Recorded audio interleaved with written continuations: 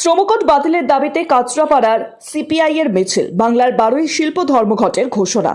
শ্রমকোট বাতিল সহ শ্রমিক কৃষকদের বিভিন্ন দাবির সমর্থনে আগামী 12ই ফেব্রুয়ারি সারা ভারত সাধারণ ধর্মঘটের ডাক দিয়েছে বামপন্থী শ্রমিক ও কৃষক সংগঠনগুলি।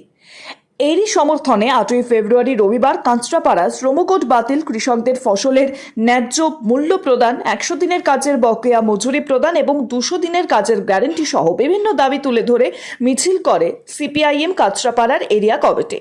সিপিআইএম কাঁচরাপাড়া এরিয়া কমিটির সম্পাদক দেবাশিস রক্ষিত তিনি জানান, 12 তারিখ সারা দেশে সাধারণ ধর্মঘট হলেও বাংলায় মাধ্যমিক পরীক্ষা চলমান থাকায় পরীক্ষার্থীদের অসুবিধে এড়াতে এদিন রাজ্যে শিল্প ধর্মঘট হবে।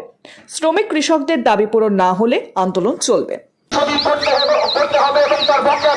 এই দাবিকে সামনে রেখে আগামী 12ই ফেব্রুয়ারি রাজ্য জুড়ে শিল্প ধর্মঘট সফল করুন।